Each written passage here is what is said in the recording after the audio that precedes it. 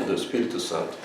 Então, dando sequência às nossas aulas sobre o Concílio Vaticano II, eu vou falar um pouquinho da relação do Concílio Vaticano II com as aparições de Fátima, né? Por que eu quero dar uma ênfase nisso? Para mostrar que o terceiro segredo de Fátima está relacionado ao Concílio Vaticano II. Geralmente se dá pouca importância para o terceiro segredo de Fátima. Então vou contar um pouquinho da história do terceiro segredo, e depois mostrar a relação que existe entre essa profecia e o Concílio Vaticano II. Porque o terceiro segredo de Fátima é de fato uma profecia. Então a Nossa Senhora aparece para os 3 pastorinhos em Fátima, em Portugal, no ano de 1917. O ano de 1917 era o ano em que a Primeira Guerra Mundial estava caminhando para a sua conclusão. Mas essa conclusão só vai se dar em 1918. Mas fatos muito importantes estavam acontecendo em 1917. O primeiro deles é que Portugal estava fazendo parte dessa guerra em 1917. Portugal atuou na Primeira Guerra Mundial. A Segunda Guerra Mundial não vai atingir Portugal, mas na Primeira Guerra Mundial houve uma participação portuguesa. Então veja bem, quando a República foi proclamada em Portugal, no início do século XX, isso aconteceu porque eles mataram, a maçonaria matou o rei de Portugal e matou o filho do rei num atentado. Eles vinham de carro, e aí o maçom apareceu lá com a arma e atirou e matou o rei de Portugal e o filho do rei, o sucessor dele. Então aí acaba a monarquia portuguesa e começa a fase da República Portuguesa. Isso no iníciozinho do século XX. Então, quando se instaurou uma república em Portugal, uma república maçônica, evidentemente que essa república ela era totalmente avessa à Igreja Católica, já que a Igreja Católica estava relacionada à monarquia.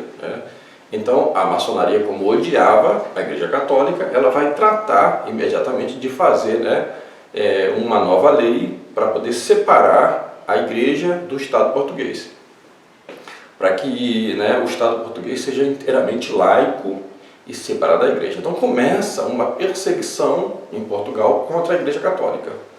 Os padres são presos e tal. Aquela perseguição que a gente viu acontecer na Revolução Francesa, vai se dar em Portugal, em menor escala, evidentemente, porque nós já estamos aí no século XX, a coisa não poderia ser como foi no finalzinho do século XVIII, na Revolução Francesa, mas a gente vai ter também um movimento de perseguição intensa à Igreja em Portugal. Então, quando acontecem as aparições de Nossa Senhora em Fátima, a situação de Portugal é essa daí. Portugal está na guerra, e ao mesmo tempo a maçonaria está procurando suprimir os direitos da Igreja em Portugal. Durante a guerra, vai haver uma divisão na maçonaria portuguesa. Então, parte dessa maçonaria, que compõe o governo republicano, vai procurar, de alguma maneira, se aproximar da Igreja. Por quê? Porque naquele momento de guerra, o governo republicano português precisava da ajuda da Igreja também, para conseguir apoio logístico, apoio financeiro, para a sua participação na guerra. Então, parte dessa maçonaria que governava Portugal vai procurar estabelecer alguma relação com a Igreja. E uma parte mais radical vai repudiar essa tentativa de aproximação com a Igreja, porque eles viam nisso uma espécie de retrocesso àquela lei de separação da Igreja e do Estado. Então, essa parte mais radical do governo republicano português é que vai perseguir as aparições de Fátima. Porque para eles, essa ideia dessas aparições em Fátima está provocando um retrocesso. Ou seja, aquilo que a República tinha conquistado, de separar a Igreja e Estado, estava correndo risco agora de voltar tudo de novo por causa dessas aparições. Então isso aqui é um dado importante que acontece no contexto das aparições de Fátima. Outro dado importante é que em novembro vai acontecer a Revolução Bolchevique na Rússia, a Revolução Comunista na Rússia. Outro fato importante é que nesse mesmo ano de 1917, no mesmo mês de novembro também, vai acontecer a famosa Declaração Balfour. Essa Declaração Balfour foi assinada pelo Lord Balfour como garantia de que a Inglaterra, vencendo a guerra contra, a Alemanha, a Inglaterra se comprometeria a trabalhar favorável à causa sionista de entregar parte da Palestina para que se fizesse um Estado judeu na Palestina, chamado Estado de Israel, que vai se configurar finalmente depois da Segunda Guerra Mundial, em 1948, depois da criação da ONU. Aí você vai ter finalmente esse Estado judeu na Palestina, que é o atual Estado de Israel. Em 1917, o que tinha era essa promessa de que isso seria feito, que a Inglaterra iria trabalhar favoravelmente a isso, a chamada Declaração Balfour. Então, nesse ano de 1917, Nossa Senhora aparece primeiramente em 13 de maio, e depois ela vai ter uma sequência de aparições, até outubro, que é o fechamento dessas aparições, outubro de 1917, sempre nos dias 13. Apenas um mês não vai ter essas aparições, porque justamente essa ala mais radical da República Portuguesa vai sequestrar as crianças, para não deixar essa aparição acontecer, porque essas aparições de Nossa Senhora estão provocando muita comoção da população portuguesa, e estavam ali naquele momento reavivando aquele sentimento católico que o povo português sempre teve. Então, para eles isso era uma espécie de retrocesso. E a gente vai ver que depois, depois que se consolida essas aparições de Nossa Senhora, a história de Fátima toda, vai começar a ter uma aproximação desse setor republicano mais favorável à Igreja, e isso vai acabar também favorecendo um pouco a disseminação das aparições de Fátima, dessa história toda. Mas eu quero chamar a atenção para a data de 13 de julho, de 1917. Nessa data, 13 de julho, Nossa Senhora vai revelar para as crianças um segredo. Esse segredo é um segredo só, observem só, ele é um único segredo, mas ele contém 3 partes. Então, os 3 pastorinhos vão tomar conhecimento disso, e vão guardar esse segredo com eles. Depois das aparições, os 2 pastorinhos, a Jacinta e o Francisco, vão morrer em função da gripe espanhola. Então, o Francisco morre primeiro e depois a Jacinta vai morrer. Em 1919, se não me engano, ou 1920, alguma coisa assim. E aí vai restar só a Lúcia, que era a mais velha, dos 3 videntes, vai restar só ela. Então, ela que vai ter com ela esse segredo. E aí, finalmente, começam a aparecer, começam a ver as outras aparições de Nossa Senhora, agora exclusivas para a irmã Lúcia. Então, a irmã Lúcia, como a vida dela corria risco, isso vai ser uma constante na vida da irmã Lúcia, sempre ameaçada. Por que a vida da irmã Lúcia corria perigo? Porque essa ala mais radical dos republicanos queria pôr fim a essas mensagens de Fátima. E como já haviam morrido 2 dos pastorinhos, dos videntes, restava uma ainda. Então é evidente que eles iam querer se livrar dela, e aquele oficial do governo português, ali daquele distrito de Leiria, onde ficava Fátima, já havia feito uma tentativa dessa quando sequestrou eles, para que eles não estivessem presentes naquela aparição, se não me engano, a aparição de agosto ou de setembro, não sei. Já havia sequestrado as crianças e tinha ameaçado, inclusive, de jogar eles no óleo fervente. Aparentemente pode ser que essa ameaça fosse só uma espécie de um blefe, para poder forçar as crianças a revelar o segredo que Nossa Senhora tinha dito. Mas pode ser também que eles tinham a intenção realmente de dar fim nas crianças. Então, a vida da Lúcia estava ameaçada e a família dela compreendia isso. A família da Lúcia compreendia que a vida dela estava em perigo. E é por essa razão que a Lúcia vai estudar primeiro. A mãe da irmã Lúcia orienta ela a estudar, porque Nossa Senhora tinha revelado para ela os segredos, e ela precisava registrar isso de alguma maneira. A família da irmã Lúcia não era tão pobre assim como se pode pensar, eles tinham propriedades e tal. A mãe da irmã Lúcia não era analfabeta, sabia escrever e tudo mais, né? E a irmã Lúcia de fato vai estudar, vai para Lisboa, estuda e tal, e depois vai entrar numa ordem religiosa, que é a Ordem das Irmãs Doroteia, né? Daí vai para a Espanha, e ali vai viver, né, escondida do mundo, né? E enquanto isso acontece, década de 20, né, as aparições de Fátima vão ganhando uma dimensão muito grande dentro de Portugal, primeiramente, né, até se reconhecer essas aparições. O primeiro Papa que vai reconhecer essas aparições, de fato, vai ser o Papa Pio XI, né, e aí vai se fazer o culto a Nossa Senhora de Fátima, tudo isso, né. Já o bispo de Leiria já era Dom José Alves Correia da Silva, que vai ser sempre amigo, muito próximo da irmã Lúcia, né? Então você está vendo o seguinte, né? Está acontecendo em Portugal, né, um retorno às suas tradições religiosas, né? E a maçonaria, que havia tomado o poder em Portugal, vai recrudescendo. Essa perseguição inicial, né, virulenta contra a Igreja Católica, vai recrudescendo. Até chegar no governo Salazar, um governo republicano, né, mas Salazar já vai ser um governo mais próximo, né, da Igreja Católica, né, o governo Salazar, que vai iniciar o período chamado Estado Novo em Portugal, que vai durar bastante tempo, né, o governo Salazar. Mas aqui não é o nosso assunto, né, falar do governo Salazar em Portugal. Mas o governo Salazar foi importante para a consolidação né, de toda essa história que envolve Fátima dentro de Portugal, né. Posteriormente, isso vai sendo reconhecido pela Igreja até chegar em Pio XI. E a irmã Lúcia tem as outras revelações que vão surgindo lá em Tui, na Espanha. Nossa Senhora aparece novamente, né? E aí, finalmente, Nossa Senhora vai aparecer em 1929 pedindo a consagração da Rússia, pedindo para que seja feita a consagração da Rússia, né? Ela havia dito isso naquela aparição, né, de julho, quando ela fala que viria novamente para pedir a consagração da Rússia. E de fato ela veio em 1929. Quando ela aparece para a irmã Lúcia, ela tem uma visão, né, da Santíssima Trindade. A irmã Lúcia está sozinha lá no claustro, né? E aí aparece uma visão da Santíssima Trindade.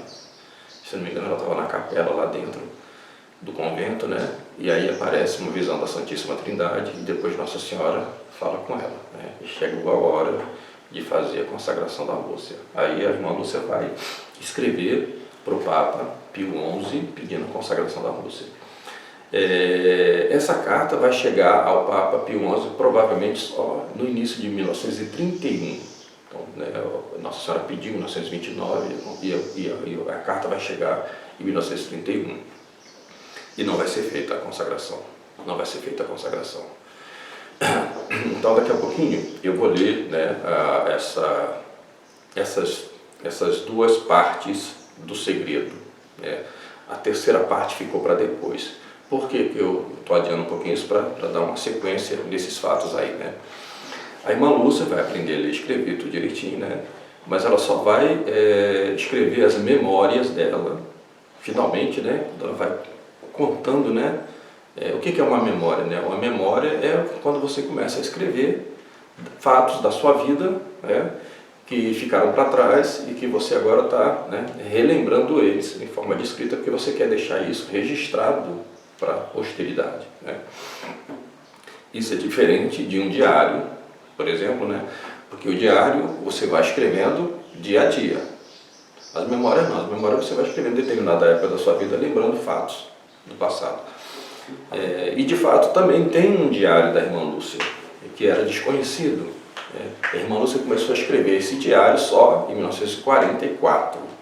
E um diário que ficou desconhecido do mundo e só foi revelado alguma coisa desse diário em 2013, né, quando o Carmelo de Coimbra, lá em Portugal, né, publicou um livro, e nesse livro tem extratos, trechos desse diário. Mas vamos deixar um pouco o diário de lado e falar das memórias da irmã Lúcia. A irmã Lúcia vai escrever essas memórias por volta de 1941, 1942. Ela vai escrever a primeira memória, a segunda memória, a terceira, depois a quarta memória. E é nessas memórias que ela vai contar sobre essa questão do segredo. ela vai falar que no dia 17, do dia 13 de julho, né, foi revelado um segredo. Então esse segredo aqui é 3 partes, né?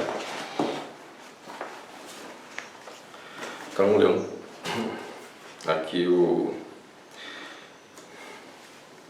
ela contando, né? Primeira parte. Nossa Senhora mostrou-nos um grande mar de fogo que parecia estar debaixo da terra. Mergulhados nesse fogo, os demônios e as almas, como se fossem brasas transparentes e negras ou bronzeadas com forma humana, que flutuavam no incêndio, levadas pelas chamas que dela mesma saíam, juntamente com nuvens de fumaça, caindo para todos os lados, semelhante ao cair das fagulhas nos grandes incêndios, sem peso nem equilíbrio, entre gritos e gemidos de dor e desespero, que horrorizavam e faziam estremecer de pavor. Os demônios distinguiam-se por formas horríveis e asquerosas de animais espantosos e desconhecidos, mas transparentes e negros. Esta vista foi um momento, e graças à nossa boa Mãe do Céu, que antes nos tinha prevenido, com a promessa de nos levar para o céu, Nossa Senhora prometeu na primeira aparição, né? Se assim não fosse, creio que teríamos morrido de susto e pavor. Então a primeira parte do segredo é a visão do inferno. Nossa Senhora aponta para o chão, eles olham e aí parece que o chão se abre, né? E aí eles têm essa visão do inferno ali. Na segunda parte, Nossa Senhora profetiza o final do primeiro conflito mundial. Lembra que isso aqui foi em julho de 1917. A guerra vai acabar no ano seguinte, né? E a Nossa Senhora anuncia o início de uma nova guerra mundial e a difusão do comunismo se o mundo não se converter, mas também dá o remédio para salvar a humanidade, que é a devoção ao seu Imaculado Coração. Então agora vem a segunda parte, né? Em seguida, levantamos os olhos para Nossa Senhora, que nos disse com bondade e tristeza. Isso que eu estou lendo para vocês aqui é os trechos que ela escreveu nas memórias dela, né? Nossa Senhora disse: vistes o inferno, para onde vão as almas dos pobres pecadores. Para salvá-las, Deus quer estabelecer no mundo a devoção ao meu Imaculado Coração.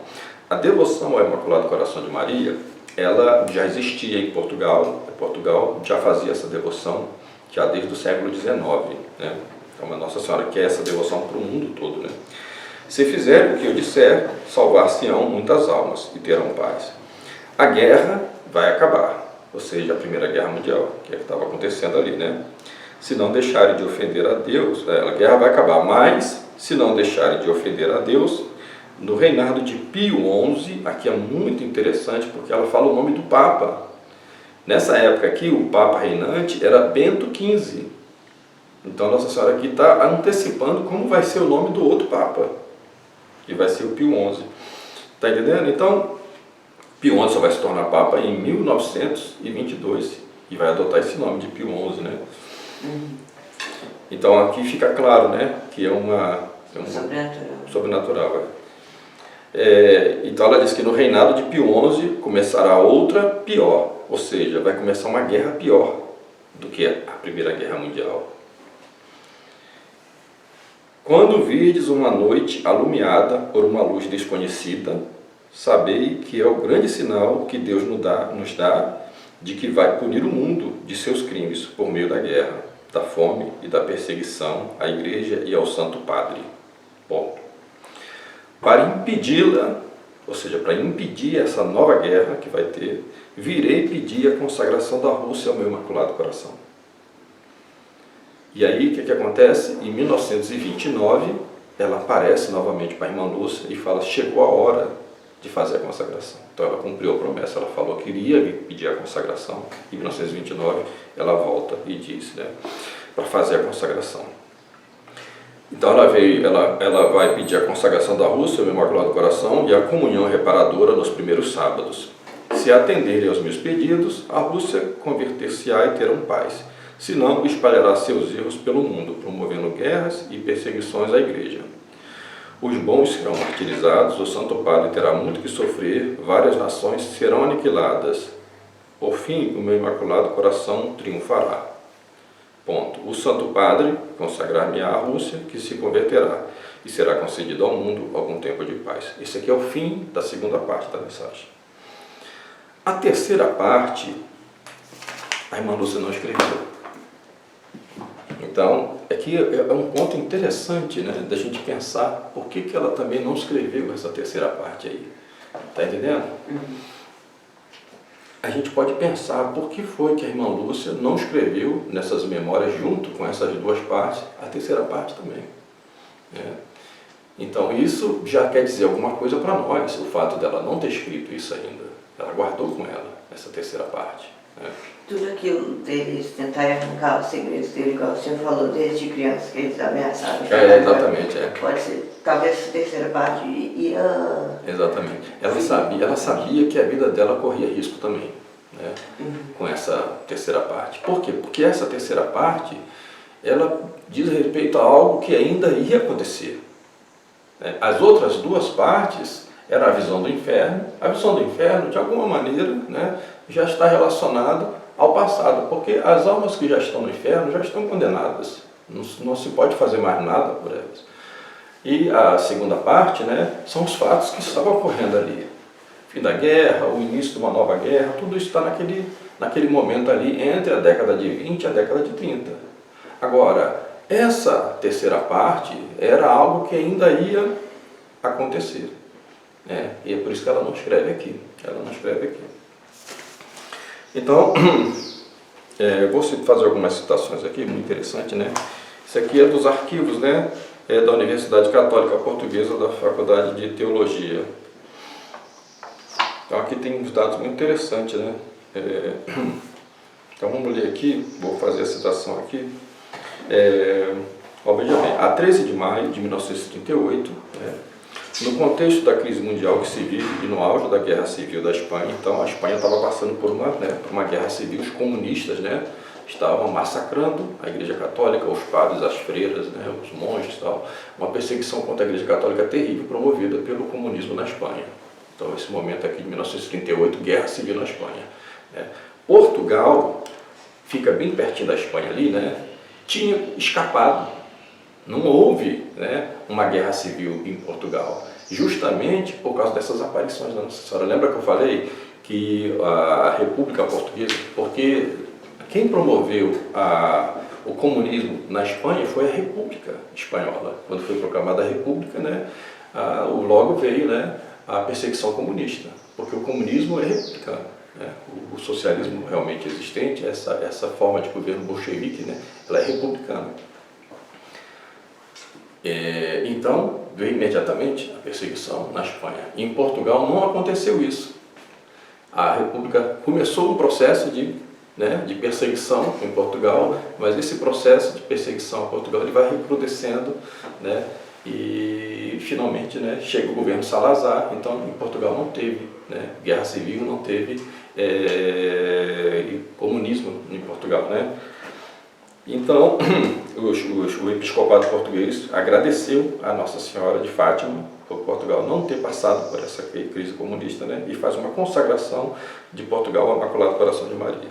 E aqui, né, no dia 13 de maio de 1938, o episcopado português volta à Cova da Iria para renovar a consagração de Portugal ao Imaculado Coração de Maria. Esta consagração é o cumprimento da promessa feita 2 anos antes em Fátima pelo episcopado, caso Portugal ficasse livre do comunismo que se propagava e ameaçava a Europa inteira. Em junho do mesmo ano, 1938, ao terminar o seu retiro anual, o episcopado dirige-se ao Papa, fazendo um novo pedido, quando este o julgasse oportuno de consagrar o orbe inteiro, ou seja, o mundo inteiro, ao Puríssimo Coração de Maria. No que toca à consagração ao Imaculado Coração de Maria por parte do episcopado português, que começa desde 1931 a dar resposta ao pedido de Nossa Senhora feito em 1929, que foi o pedido da consagração da Rússia, né? O mesmo vê nestas consagrações feitas especial proteção por ter escapado da influência comunista e depois da Segunda Guerra Mundial. Ideia esta afirmada na Pastoral Coletiva de 1940. Nesta senda, em outubro de 1940, Lúcia tem permissão de escrever diretamente ao Papa. Aqui o Papa já era Pio XII, Pio XI tinha falecido, né, em 1939, e o Papa eleito foi Pio XII, né, que tinha sido, né, ordenado sagrado bispo, né, sagração episcopal dele. O bispo foi justamente no dia da aparição de Fátima, de 13 de maio. Né. Então ele já tinha uma ligação com as aparições de Fátima. Né. O Pacelli, que era o Papa Pio XII, né? Então, o episcopado português vai pedir a ele, né? Vai falar que vai autorizar a irmã Lúcia a escrever ao Papa pedindo a consagração, né, do mundo. Né? Então, pedindo a consagração do mundo ao Imaculado Coração de Maria com menção especial da Rússia. Observa a data aqui, né, 1940, a Segunda Guerra Mundial já tinha começado. Né?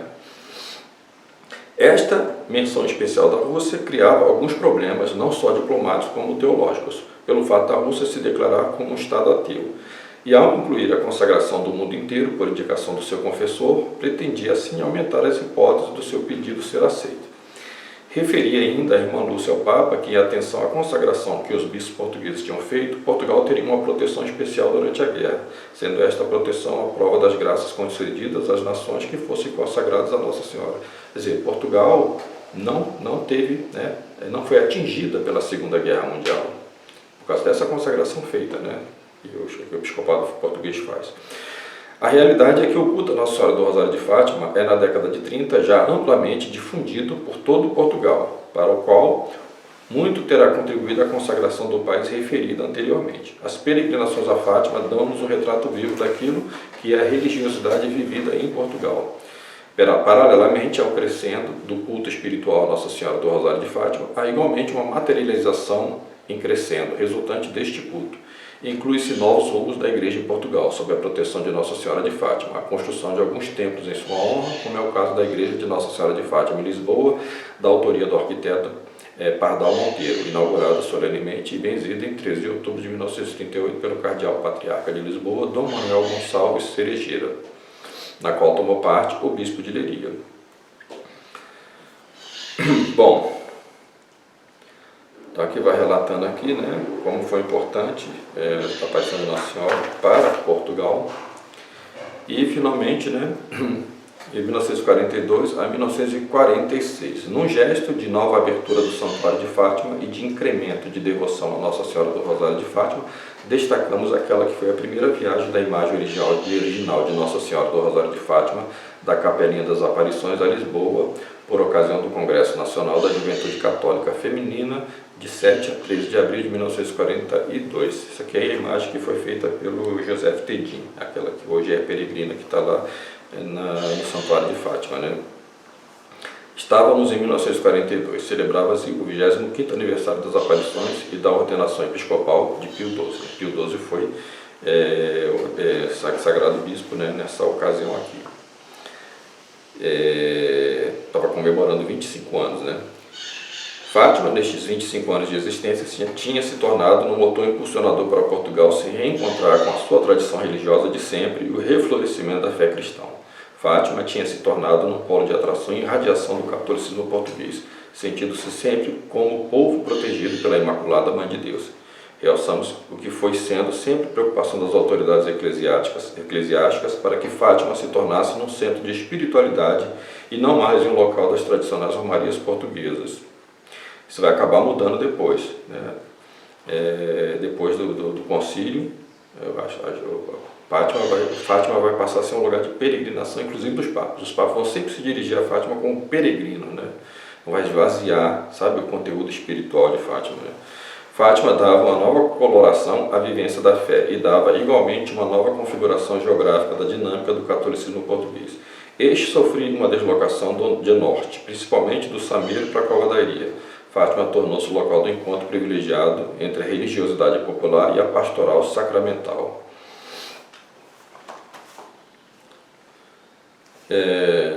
O pedido de Lúcia para a consagração do mundo ao Imaculado Coração de Maria ganhou forma pela boca do Sumo Pontífice. Então, em 31 de outubro de 1942, Pio XII consagrou o mundo ao Imaculado Coração de Maria, via radiomensagem em português, do encerramento do 25º aniversário das aparições de Fátima.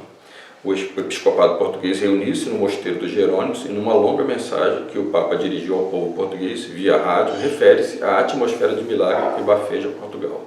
terminando a radiomensagem com a consagração do gênero humano ao Imaculado Coração de Maria. Da mensagem destacamos algumas partes da consagração, que é o Pio XII falando: ao vosso coração imaculado, nós como Pai comum da grande família cristã, como vigário daquele a quem foi dado todo o poder no céu e na terra, e de quem recebemos a solicitude de quantas almas remidas com o seu sangue povoam o mundo, o universo, ao vosso coração imaculado, nesta hora trágica da história humana, quer dizer, estava lá em andamento, né, a Segunda Guerra Mundial, confiamos, entregamos, consagramos não só a Santa Igreja, corpo místico de vosso Jesus, que pena e sangra por tantas partes, por tantos modos atribulada, mas também todo o mundo dilacerado por essenciais discórdias, abrasado em incêndios de ódio, vítima de suas próprias iniquidades. Assim, desde hoje, vos sejam perpetuamente consagrados também a vós e ao vosso coração imaculado, ó Mãe nossa e Rainha do mundo, para que o vosso amor patrocínio apresse o triunfo do reino de Deus e todas as gerações humanas pacificadas entre si e com Deus. A vós proclame bem-aventurado e convosco entoe de um polo ao outro da terra o eterno magnificar da glória, amor, reconhecimento ao coração de Jesus, onde se pode encontrar a verdade, a vida e a paz. E ele continua, né, o autor aqui: levanta-se a questão, por que terá o Papa Pio XII consagrado o mundo ao Imaculado Coração de Maria e não somente a Rússia, como Nossa Senhora havia pedido especificamente e já tornado público, segundo a perspectiva da irmã Lúcia? Não esquecendo o que já anteriormente dissemos acerca da consagração da Rússia, talvez aqui tenha importância relevar a Guerra Civil da Espanha, de entre outras, e principalmente a Segunda Guerra Mundial, num contexto de guerras que deflagravam um pouco por todo o mundo. Todo ele carecia da proteção da Virgem. Então, provavelmente, né, Pio XII deve ter pensado, né, bom, agora tem que consagrar o mundo todo, porque o mundo todo está, né, enfiado na guerra. Lembrando também que foi em dezembro de 1941 que acontece o ataque, né, japonês a Pearl Harbor. E aí os Estados Unidos entram na guerra, então já em final de 1941 para 1942 já havia uma guerra, né, mundial mesmo. Então Pio XII pensou, bom, então consagrar o mundo todo, né, todo mundo. E aí finalmente, né, em janeiro de 1944, a irmã Lúcia vai escrever essa terceira parte do segredo. Então ela estava muito doente no final daquele ano de 1943 e o bispo de Leiria com medo de que ela morresse. Se ela vai morrer, não vai escrever isso. Então, eu vou ordenar para ela escrever. Então, é a ordem para você escrever. E ela tenta escrever, nunca consegue. Ela, por várias vezes, ela tentava escrever, não conseguia escrever. Ela dizia, mas eu consigo escrever tantas outras coisas, isso aqui eu não consigo. Alguma coisa, né, tinha ali, né, para ela não escrever. E aí, finalmente, depois de uma nova aparição de Nossa Senhora aparece para ela e diz para ela assim, olha, pode escrever. Fique em paz, escreve o que te é ordenado, mas não o que te é dado a conhecer do seu conteúdo. Então, isso demonstra para nós, esse trecho que eu estou, né, contando para vocês aqui, não está nas memórias da irmã Lúcia, está no diário dela, que só foi revelado em 2013. Então, esse aqui é um dado novo. Nossa Senhora pede para ela escrever a visão do dia 13 de julho de 1917, mas não o que ela sabia que significava. Então ela tinha conhecimento do significado daquilo. Nossa Senhora diz para ela naquele momento que ela não deve escrever o significado daquilo, ela deve escrever só a visão que ela viu, só o que ela viu, né? Então ela escreve, e Nossa Senhora fala para ele, quando eu terminar de escrever, fecha, põe no envelope, lacra e escreve por fora para ser aberto em 1960 pelo bispo de Leiria. Certo? Então, para abrir em 1960. Por que essa data de 1960? Interessante, né? Por que essa data em 1960? Posteriormente, a irmã Lúcia vai dizer, porque nessa data... antes do concílio. Exatamente, O concílio já tinha sido convocado. O concílio foi convocado, eu vou já contar essa história aqui, né? Foi convocado em 1959. Então, em 1960, a irmã Lúcia falou, por que essa data? Ela vai dizer, não, porque as coisas vão estar mais claras. Nossa Senhora disse que as coisas vão estar mais claras em 1960. Vai ser mais fácil de entender. Então, ela escreve, lacra, e aí ela não confia em ninguém para poder levar esse envelope. Olha, outro dado interessante, né? Ela não confia em ninguém. Quer dizer, um negócio de alta responsabilidade. Não é uma mensagem qualquer, é uma coisa muito grave, muito grave. Finalmente ela vai conseguir um portador da confiança dela para levar a mensagem até o bispo de Leiria, né? Ela escreve isso aqui na Espanha. Ela está lá em Tui, na Espanha. Ela era uma irmã Doroteia. E aí o bispo de Gurza, né, vai levar a mensagem para o bispo de Leiria, em Portugal. Isso só em junho, né? Então ela escreve em janeiro e só em junho é que nós temos aí, né, uns 5 meses mais ou menos de distância desde do momento que ela escreve até o conteúdo chegar finalmente ao bispo de Leiria. O bispo de Leiria, ele não vai abrir envelope, ele vai até tirar uma foto, tem uma foto dele com esse envelope, né? E vai arquivar, vai ficar arquivado, ele não vai se atrever a abrir. E aí o que acontece? Em 1957, tá certo? Então, olha, quando as pessoas falam que Pio XII sabia do segredo, né, já na década de 40, isso é falso. Por quê? Porque a irmã Lúcia só escreve em 1944, até 57 ficou com o bispo de Leiria, arquivado. E aí, no mês de março de 1957, Dom José Alves Correia da Silva, que é o bispo de Leiria, vai mandar isso para o Patriarcado de Lisboa. E ele vai falecer nesse mesmo ano. O bispo de Leiria, um amigo da irmã Lúcia, morreu em dezembro de 1957. Mas ele mandou o envelope em março, certo? E no mês seguinte, em abril de 1957, o Patriarca de Lisboa manda para Roma. Então isso aqui, o terceiro segredo, só vai chegar nas mãos de Pio XII em março de 1957, certo? Então, se Pio XII leu o terceiro segredo de Fátima, teria que ter sido nesse espaço de tempo aqui, entre março de 1957 e o mês de setembro, que ele morre, em 1958. Pouco mais de um ano, né, para ele ter lido isso aqui. Provavelmente ele não deve ter lido, eu não acredito que ele deve ter lido. Alguns dizem que leu, outros dizem que não, porque a ordem era para ser lida em 1960. Ele deve ter visto isso lá no envelope e deve ter arquivado. Como é que ele podia imaginar que ele ia morrer em 58, né? E aí ele morreu em 1958, no envelope, com o terceiro segredo, está arquivado lá. Quem virou Papa? Ângelo Roncalli, assumiu com o nome de Papa João XXIII, em outubro de 1958, virou Papa. Primeira coisa que ele faz no ano seguinte, no dia 25 de janeiro de 1959, é anunciar que vai convocar o concílio. Agora, o detalhe é que esse dia aqui, 25 de janeiro, é o mesmo dia que Nossa Senhora disse que enviaria um sinal de início da Segunda Guerra Mundial, se o pedido que ela fez não fosse cumprido. Ia ter uma luz que ia iluminar todo o céu, né? E esse sinal foi visto por toda a Europa, por todo o hemisfério norte, no dia 25 de janeiro de 1938. Então essa grande luz, esse grande sinal, indicava o início da Segunda Guerra. E no mesmo dia 25 de janeiro, só que do ano de 1959, coincidência, né? O Ângelo Roncalli anunciava o início da Terceira Guerra Mundial, que era o Concílio Vaticano II.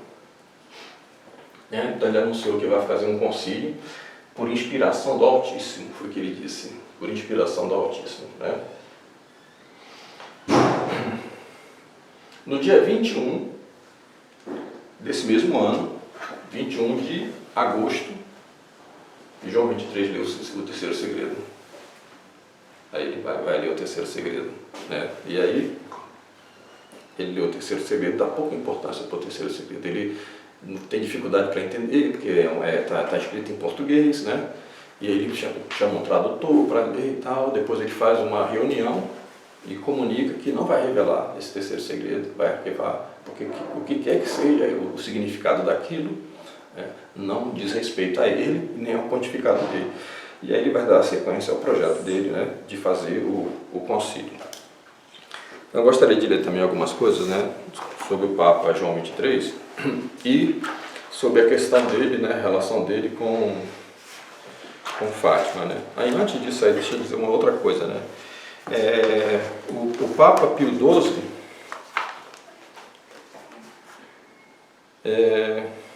vai fazer uma outra consagração, né? Tá aqui, ó. Em 1952, neste período, destacamos alguns documentos oficiais como cartas apostólicas e encíclicas que estão de alguma forma relacionadas com Fátima, onde fazem menção explícita. Em 1952, o Santo Padre, o Pio XII, né, nessa época, Pio XII ainda, consagra todo o povo da Rússia ao coração imaculado da Virgem Maria por meio da carta apostólica Sacro Virgentiano, datada de 7 de julho, festa do Santo Cirilo e Metódio. Então aqui ele vai fazer a consagração, né, do povo russo, né, consagra todo o povo da Rússia. A consagração que Nossa Senhora pede da Rússia, né, no primeiro momento, para evitar a Segunda Guerra Mundial, porque a Segunda Guerra Mundial como causa da Terceira Guerra, que é o Concílio Vaticano II. Certo? O que Nossa Senhora quer evitar é o Concílio Vaticano II. Por isso tem a data de 1960, né? E isso é tão importante, né, para nós aqui. Por isso tem essa data de 1960.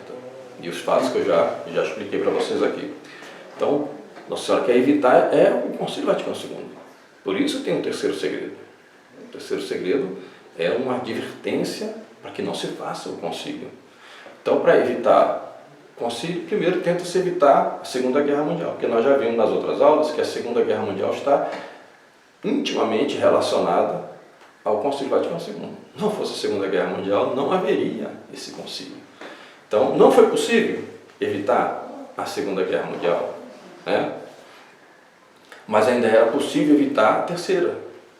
Ainda era possível evitar a terceira.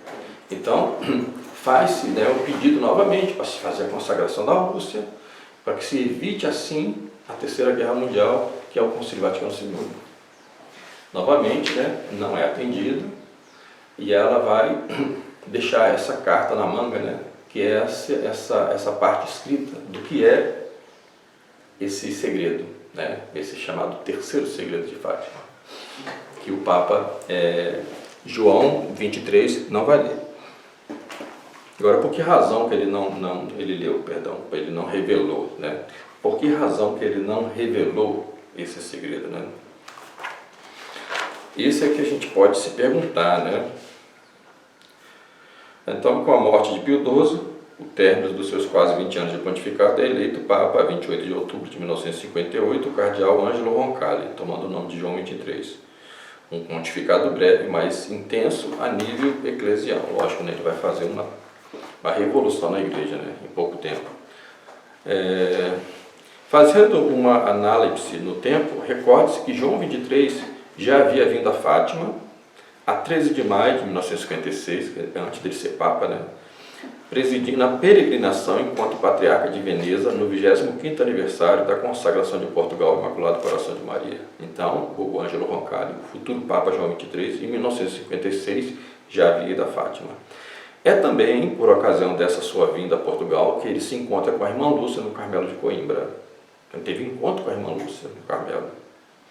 Na homilia desta peregrinação, fala de Fátima como um mistério comparável a um tríptico, as aparições do anjo, as aparições de Nossa Senhora e tudo que vem a seguir, as misteriosas visões como movimento espiritual, não só em Portugal, mas na Europa e no mundo inteiro. Refere de igual modo que a Cova da Iria é fonte de graça e prodígio para Portugal e para o mundo inteiro. 3 anos mais tarde, esta homilia é reproduzida no jornal Observatório Romano. Depois aí na próxima aula eu vou contar um pouquinho mais sobre a relação, né, entre o Papa João XXIII e Fátima, né. Mas agora eu vou ler aqui o relato aqui.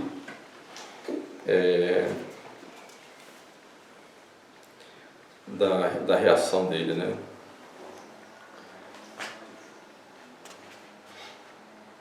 Então vamos lá.